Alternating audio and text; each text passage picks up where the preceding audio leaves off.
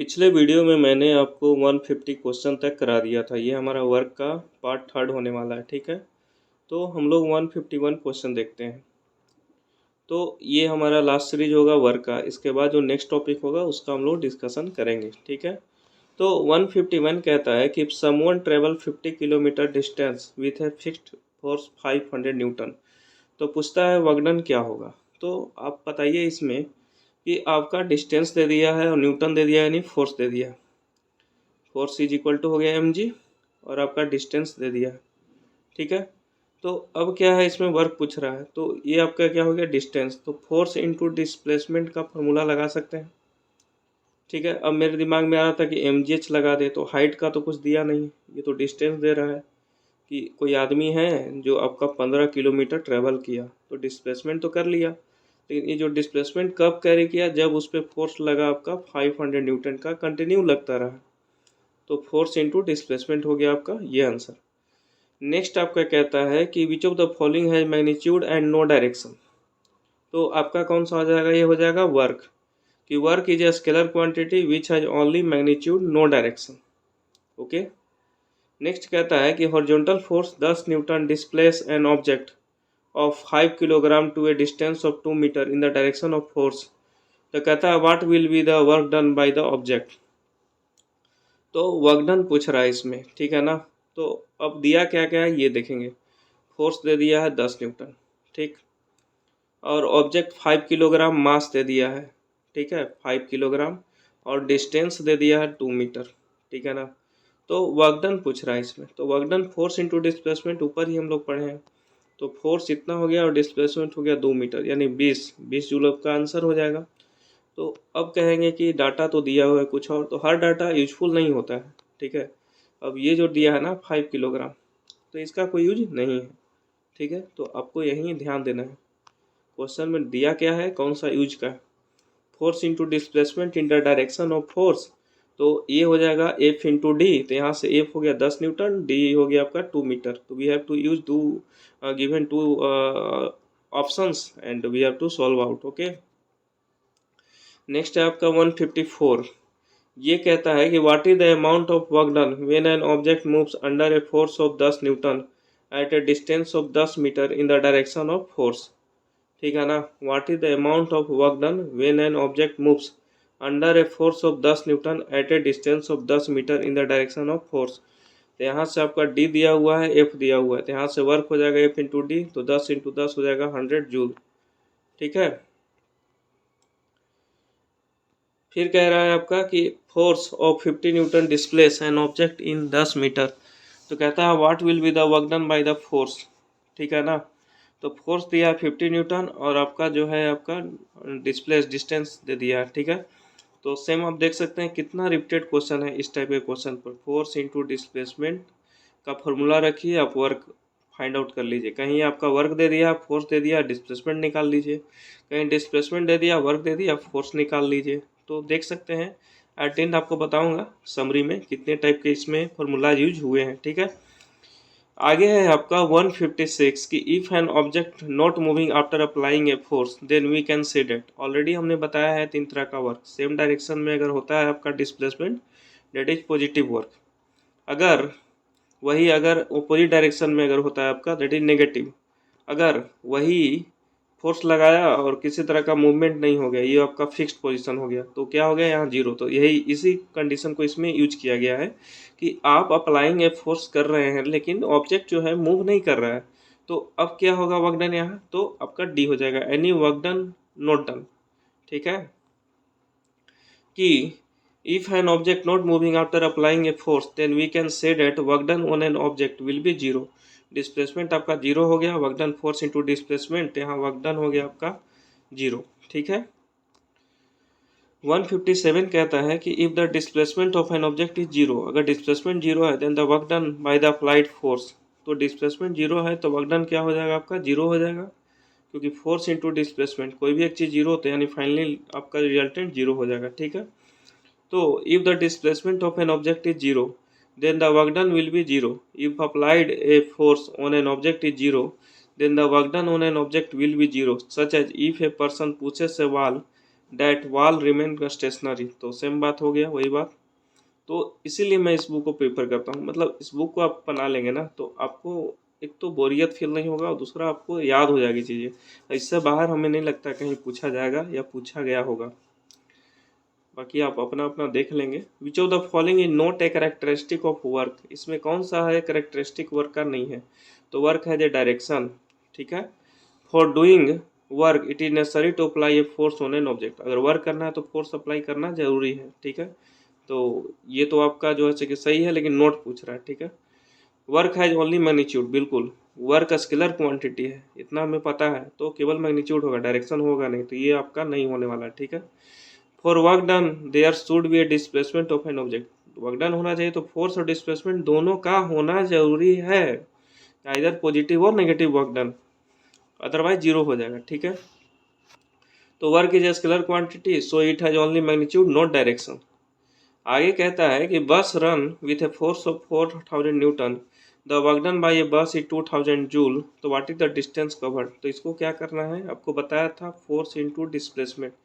तो यहाँ क्या करना है कि वर्क आपका फोर्स दे दिया है और आपका वर्क दे दिया है, इसको डिवाइड कर दीजिए तो आपको डिस्टेंस निकल जाएगा, दैट इज 0.5 मीटर। कैसे 0.5 न्यूटन आ जाएगा वो भी देख लेते हैं। कि आपका जो वर्क है, आपका जो सॉरी आपका जो वर्क है, तो वर्क जो है फोर्स हो जाएगा आपके कितना 400 न्यूटन, ठीक है। डिस्प्लेसमेंट पूछ रहा है, वर्क हो जाएगा 2000, तो यहाँ से डिस्प्लेसमेंट हो जाएगा 2000 बटे 4000, तो यहाँ से आ जाएगा 1/2 डेट इज 0.5 मीटर, ठीक है ना। आगे करता है कि if a man pull a trolley by applying force of 50 newton and trolley is displaced 30 metre, तो what is the work done. Work done क्या होगा इसका, तो कहता है फोर्स 50 न्यूटन है, डिस्प्लेसमेंट 30 है, तो आपका वर्क हो जाएगा फोर्स इंटू डिस्प्लेसमेंट, यहाँ से 1500 जूल, ओके। आगे कहता है man puts 20 kilogram object on his head by raising the object 2 metre above from the surface of the earth, then work done will be. तो आपका जो है 20 किलोग्राम यहाँ दे दिया है और 2 metre above the from the surface of the earth, ठीक है। तो अब क्या लगा दीजिएगा यहाँ, आप लगा दीजिएगा mgh, ठीक।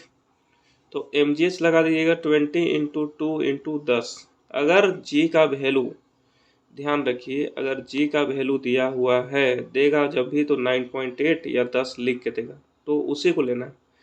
अगर अगर नहीं दिया है तो आप 10 मान के चलें। फिर भी आपको लगता है कि 9.8 क्यों नहीं, तो ऑप्शन के अकॉर्डिंग देखें।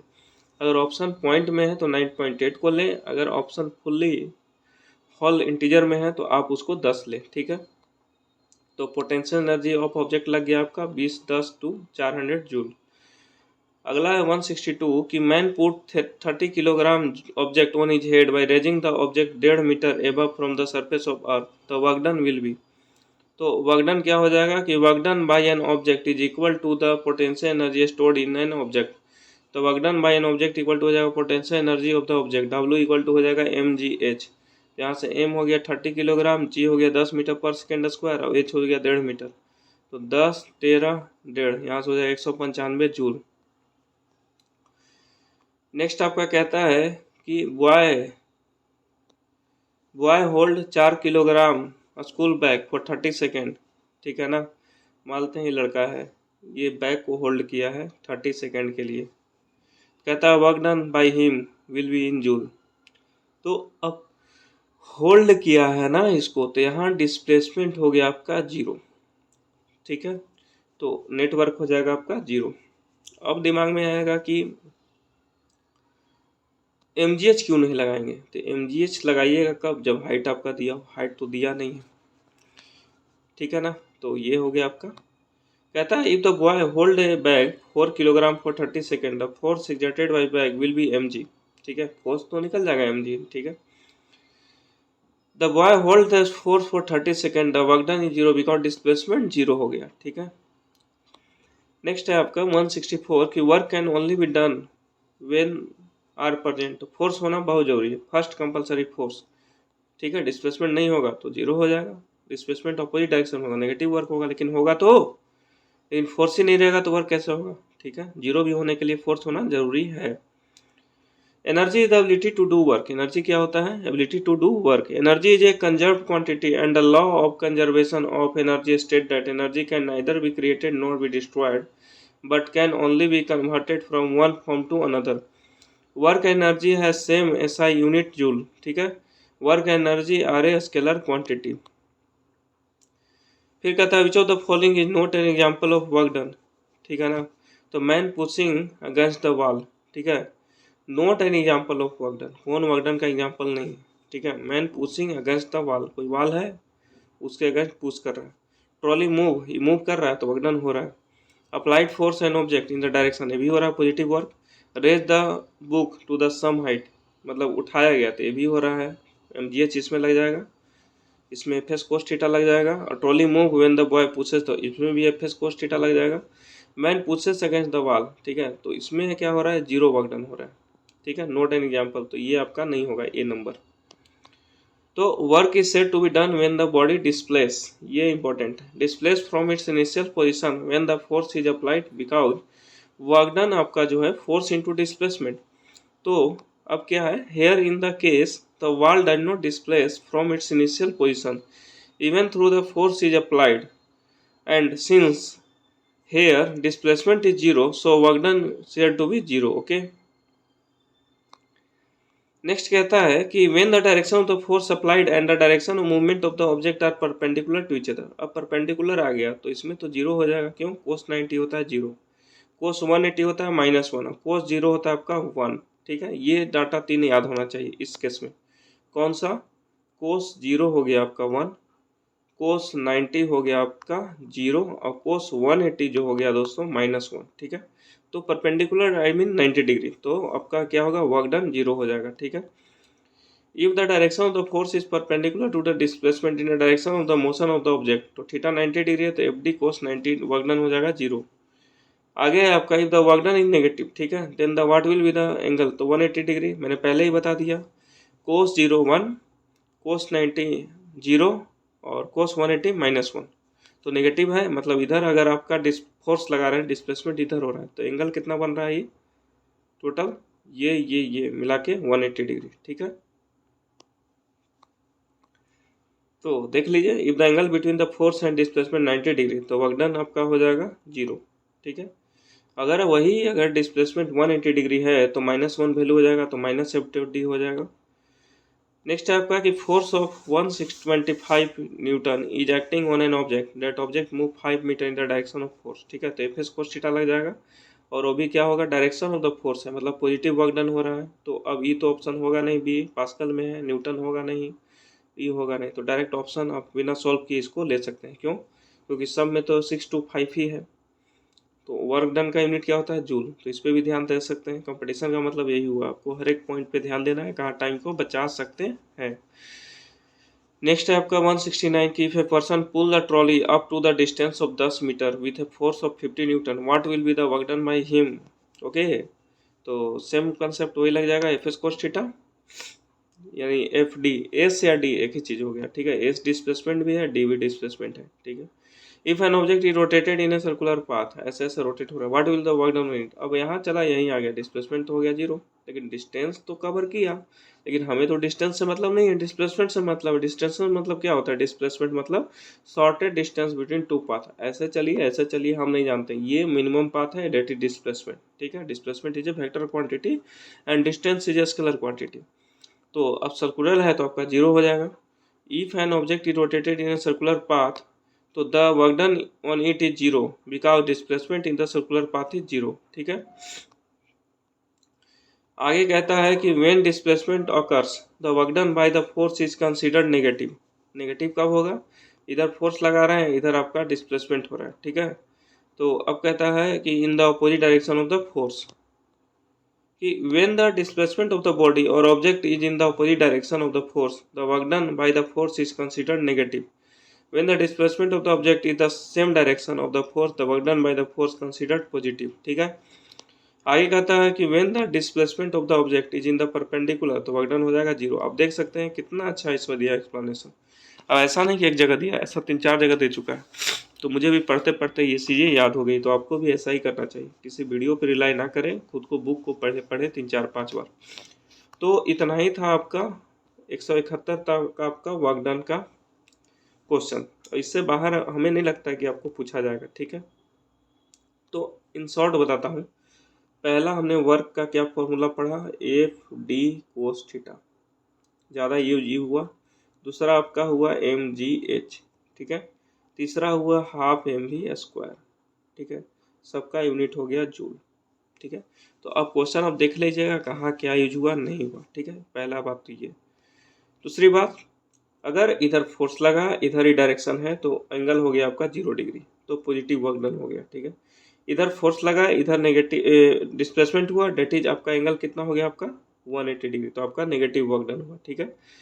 लेकिन अगर आप इधर फोर्स लगा रहे हैं और डिस्प्लेसमेंट आपका इधर हो रहा है, तो एंगल कितना हो गया 90 डिग्री, तो नो वर्क डन हो गया यहाँ पे, यानी वर्क डन हो गया 0, ठीक। तो यही था आपका वर्क से आपका क्वेश्चन। नेक्स्ट आपका जो टॉपिक होगा उसको हम लोग देखेंगे। तो तब तक के लिए गुड बाय, मिलते हैं नेक्स्ट वीडियो में नेक्स्ट टॉपिक के साथ। Okay, thank you.